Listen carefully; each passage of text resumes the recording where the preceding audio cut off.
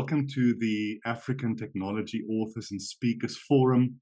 The aim of our forum, as you know by now, is to interview experienced authors and speakers and technologists in Africa and here in South Africa to learn from them, learn from their experiences, and to encourage young people in Africa, and especially young women, to start writing, to start speaking, whether it is blogs or for newspapers or short meetings at work or conferences, but to learn from people. And today I'm so happy that Dr. Mark Nasila is the Chief Data and Analytics Officer at First National Bank Risk, but he's joining us today in his personal capacity. He also earned his doctorate, his PhD. He's an amazing AI specialist, keynote speaker. I've heard him speak at many conferences. He's a writer and author of a book that is incredible. And I'm going to put the link in the description below. Get the book. It's worth it. The book is called African Artificial Intelligence, Discovering Africa's AI Identity. Please do it justice by introducing yourself to the audience. Thank you so much, Johan, for that wonderful introduction. And I'm really honored to be here. I'm the Chief Data and Analytics Officer for First National Bank Risk. And my responsibility is to lead a team of data scientists, data practitioners, analysts, who collectively we're making sure that the organization is leveraging data, AI, as well as other capabilities to manage risks effectively, efficiently, and proactively. In addition to that, as you mentioned, I write a lot on AI. I've been following this field for just over 10 years. And I felt with where the world is going, based on the advancements of big data as well as maturing algorithms, AI was always going to be the AI we're seeing today. I am a statistician by qualification, and I also have a degree in computer science. And those are two major disciplines that are actually powering what AI is today: algorithms, data, and systems. In my additional roles, I speak at the Singularity University Forum, where I'm a faculty for AI. I'm also a professor of practice at University of Johannesburg. And as you mentioned again, I'm the author of African Artificial Intelligence, a book which has received very positive response since we launched it last year. And the key message is we need to make AI everyone's business, and every day person must contribute towards the decisions we're making around artificial intelligence. Mark, I love the book, and let's maybe start with the writing. And I love that it focused on Africans creating solutions for Africa. Using the technology that we can, there's some amazing platforms from the so-called global north, but we need to own it. So, but before we get to the book, maybe tell us a bit about your journey in writing, because I don't think writers are born. I think they are made. Same with speakers. And I think it's not a gift, it's a skill. We learn. We learn through failure. We deal with sometimes our lack of, or our feelings of lacking confidence, of people might judge us or laugh at us. So what was your journey in writing? Did it start like in high school, at university? And how did you kind of get into it? What's that journey for you? I started writing when I was doing my honors studies, and we had a mini project, a mini thesis, which basically required you to tell a story of how you applied the use of data to solve a particular problem. I built on this, on my master's, and certainly on my thesis. But those were very academic and very specific, focused on the requirements around, a dissertation or a thesis. But I realized the data space and AI in general lacked a story that brings everyone across the journey, a story that sells the value AI brings, a story that breaks down AI, big data to anyone who does not necessarily need to have a technical background. And just over 10 years ago, I started writing, and I started writing to non-technical people. I felt for people to buy into data, big data, AI, they needed to understand it. They needed to understand how these capabilities work. And they needed to understand them from a value perspective. And that was a big motivation for me to start writing. Firstly, I think what I've seen is a lot of technologists who are extremely smart people, whether it's writing or speaking, struggle to do storytelling, which is something you just mentioned that's come out so many times in these interviews, Mark. Now, look, if you're writing a technical piece or a white paper, it's a bit different. But if you're writing for people who are non-technical, maybe business owners, just the average person out there, to translate all this ML, AI, IoT, cloud stuff into normal language is tough. Yes, it is. It's a skill that. But I must also stress on the fact that if you just look around the world, real smart people simplify things. Mm, They make it relatable to anyone. mm, Look at the top 10 technology leaders or billionaires. They simplified their value proposition and the role technology is playing. I think we now very infiltrated with a lot of experts, especially after ChatGPT. So they compensate uh, to demonstrate their expertise by sounding very technical. mm. And you almost end up providing comfort by being miles apart, the people who you're actually selling the idea to. But that doesn't help so much because um, in the long term, you're likely to lose the recipient of your value proposition because they won't relate to it.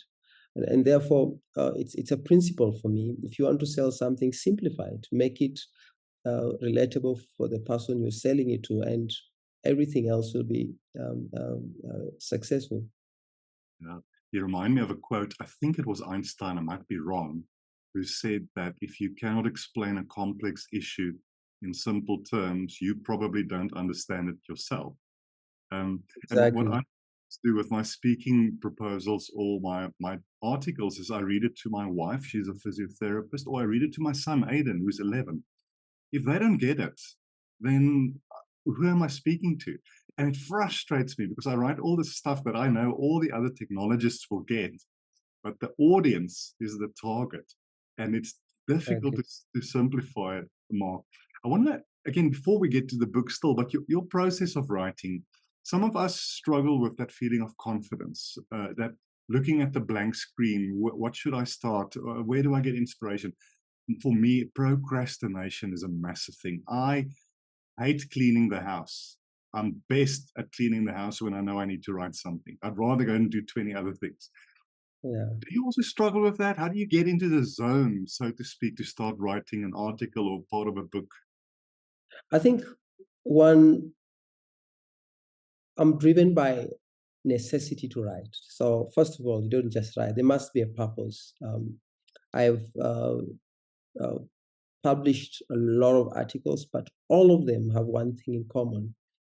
First of all, I've always felt the topic is relevant, it's needed, and I spend so much time preparing how the building blocks of my piece will work together. But also, while I do that, I take away my technical hat. I put myself in the shoes of the users, people in other disciplines who are very, very competent, but this is not their area of expertise.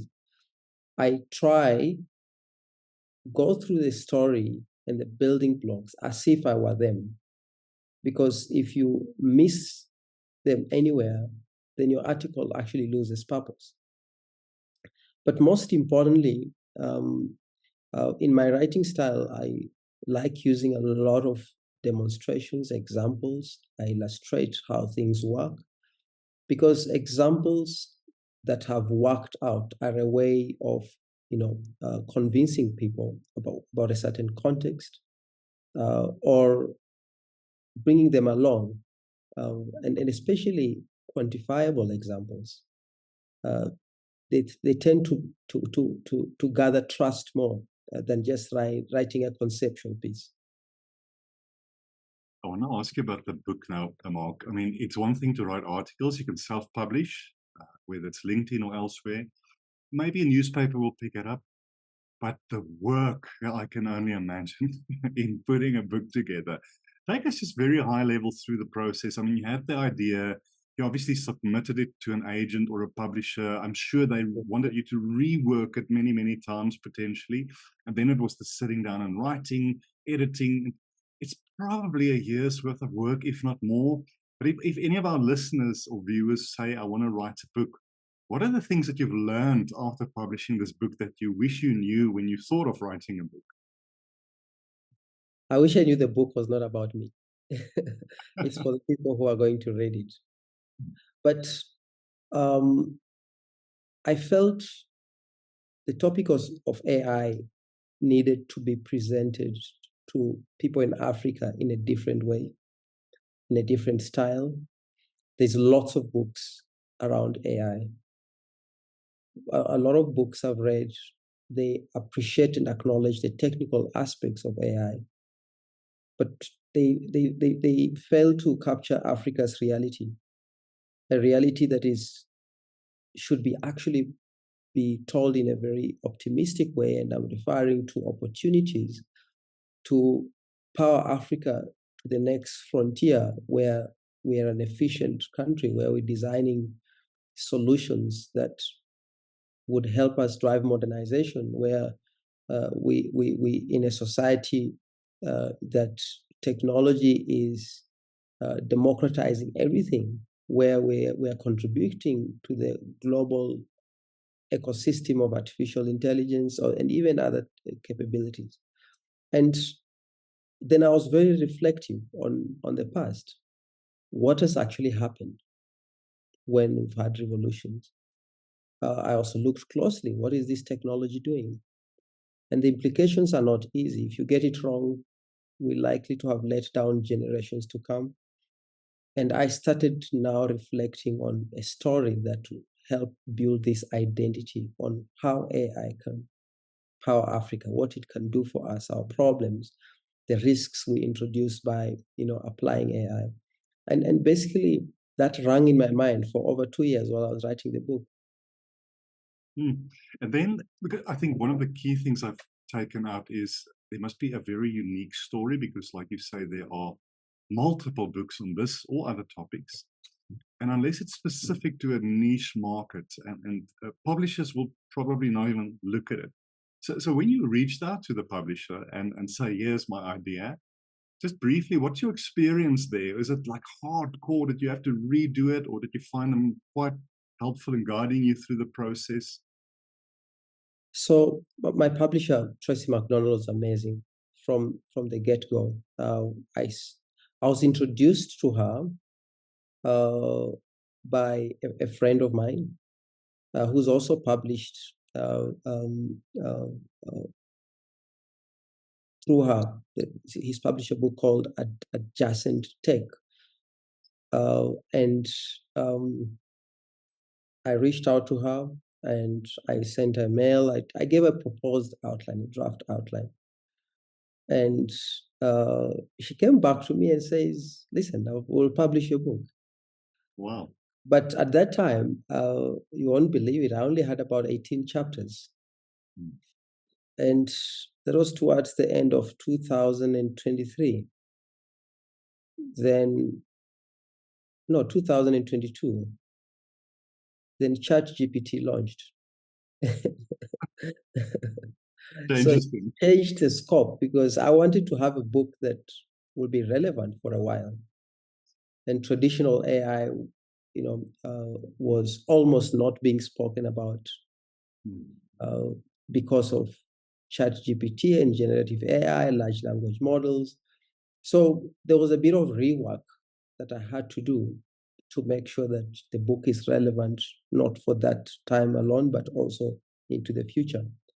I had to add a few chapters on generative AI, from the beginning, not just introduce AI, traditional AI or supervised type of AI, but also talk about generative AI.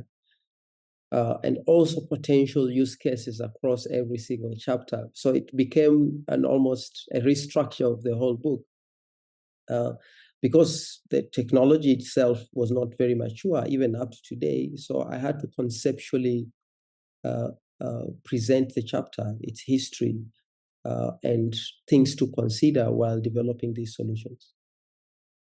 And please tell me there's another book on the way or in the plans, Mark. There is something. Secret for now. There's something in the pipeline. There will always, once you start writing, it becomes an addiction that you feel you need to do more, because if you don't, then the great work you began almost stops or stalls everything. Not much has changed when it comes to AI. In fact, I still think this first book will be relevant for years to come. But the world of AI and generative AI is becoming very complex on every single day. And there's certain things, like, for example, we've started talking about sovereign AI, because the impact of AI goes beyond just efficiencies and productivity. AI is going to drive industrialization, the future of work. It's going to power national security. And these things have to be thought about critically and presented to decision makers in a way that empowers them to exercise their decisions, and so that we're not left behind. I think all of us, but I know I am looking forward to that next book. I'm going to keep on bothering you about it over the next months, because I know I can hear it's a hell of a lot of work. And in the meanwhile, there's family and there's the day job, and it's tough. But I can't wait, Mark, to publish this. I know it's a short time we've had, but you've shared a number of key things that will help people who are aspiring writers. Hopefully, people will take this up and say, I can write a book too. Even if you fail, even if the publishers don't want it, keep on trying. But Dr. Mark Nasila, for joining us on the forum today, I'm greatly honored, very thankful, and I wish you well, and I wish you well in getting this next book out there. Thank you so much. My journey of writing and publishing has been one way for me to learn. I've learned a lot through the work itself, but I've also learned a lot through engagement. I get very good coverage on LinkedIn, and that feedback helps me understand the topic. It almost drives debates on how this technology should be evolving and where we're getting it right or wrong. And I think most importantly, for AI to have impact, we need to make sure we're influencing everyone. Everyday person must be part and parcel of this journey, so that AI can help us realize our potential. Thank you so much for having me.